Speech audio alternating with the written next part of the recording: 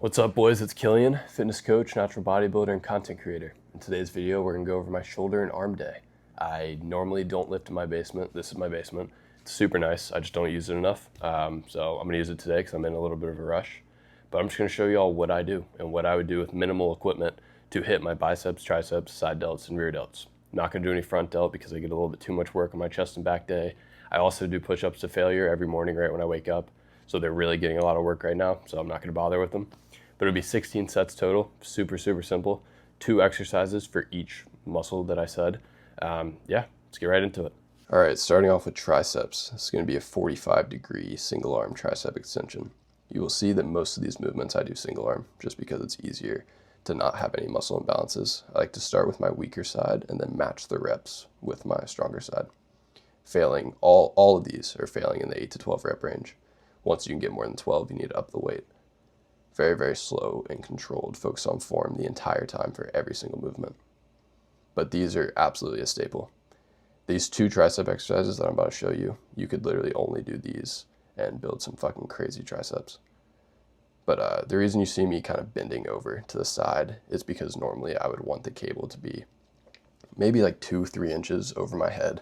But because this is not an adjustable cable, I have to kind of bend a little bit to mimic where it would normally be. But you guys get the gist. You know what 45-degree angle is, so try to mimic that. It'll be a lot easier with an adjustable cable. And you can also see that I'm going to do partial reps for every single one of these movements. You don't want to just stop once you can't do a full rep. Keep going until you literally cannot move the weight. Now onto an overhead tricep extension. I normally would not be doing these seated, but because the cable is not adjustable, I cannot stand and do it, or I would hit my hand on the top part of the machine. So you'll see me adjust a little bit here because it was hard for me to figure out exactly where I wanted to be. But yeah, these are also a staple. I don't think there's been a tricep day in the past 2 years that I haven't done these. Normally they're standing, but same difference. I kind of like the seated, and it would obviously be a lot better at an actual gym, but I kind of wanted to show y'all what you could do with minimal equipment because most people are going to have the equipment I use in this video, so there's no excuse to not still get a fucking crazy arm day. But same thing, you see these partial reps no matter what. All right, now on to biceps. We're going to do a preacher curl, but with a dumbbell and a bench because I do not have a preacher curl machine down there.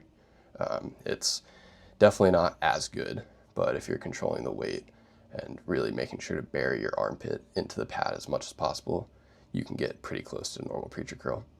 You're going to see me do a drop set on this because I forgot that I had adjustable weights. So these are 40s. I would normally be doing these with like 35s, maybe even sometimes 30s. So I'm doing them with 40s and picking up some 25s and doing them with that. But make sure these are very slow and controlled. You want to actually feel the muscle, not just be swinging the weight up. All of these exercises you can apply that to. But yeah, pretty simple. Make sure you're doing a preacher curl. That'll bias your biceps in the shortened position. And this next exercise I'm going to do is going to be more of a lengthened position. I want to say they're called Bayesian curls. Something like that. But y'all definitely seen them. I'm talking a bit fast, so I'm not there yet. Okay, there we go. So with these, I normally would not be doing seated, but I honestly liked it so much that I think I'm going to switch. You can do these dual arm if you want, but I like to do most of my movements single arm. Just make sure that you're not moving that upper part of your arm. You want to keep it in the same position the whole time, because if you move it, then it kind of defeats the purpose. So make sure your shoulder is back and locked in place. You can see the intensity on these.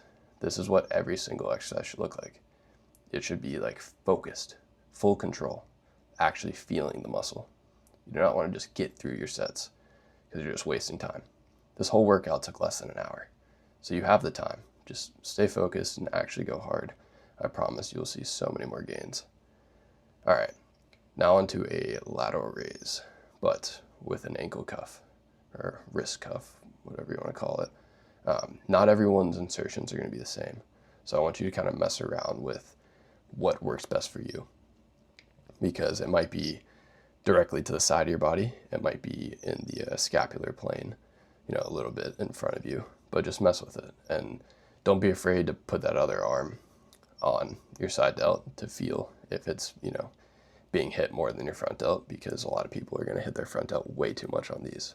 But also think about not just raising your arm up, but pushing it out. Your side delts are responsible for bringing your arms to the side of your body, not bringing them up. So if you don't want to use your front delt and your traps, definitely do this.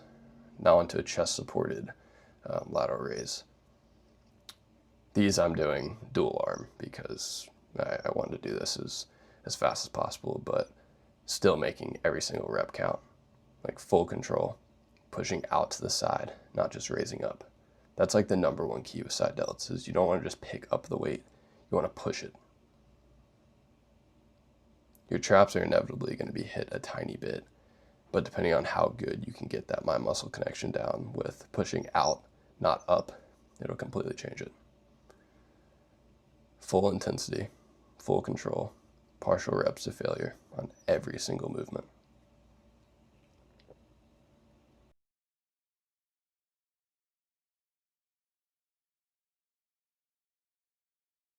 All right, now onto rear delts. It's going to be a rear delt fly. Normally I would be doing these with 2 cables, but I don't have 2 cables, so I had to do them single arm. These are like the one muscle that I just feel better if I'm doing it with both arms. Just kind of, it's easier for me to lock my shoulder blade in place, my scapulae, when I'm doing both. But yeah, these are great. And like I said, just like with the side delts, it's not going to be the same for everyone. So you may want to go closer to your body. You may want to go more across your body. Just mess with it. Everyone is a little bit different with this, so make sure you're actually feeling your rear delt with the other arm to make sure that you're hitting it. I obviously don't have to do that now because I've done it so many times, but it's definitely a good mental cue to be like touching it while you're doing it. All right, now onto a chest supported rear delt row. Definitely do lightweight with these so your traps don't take over.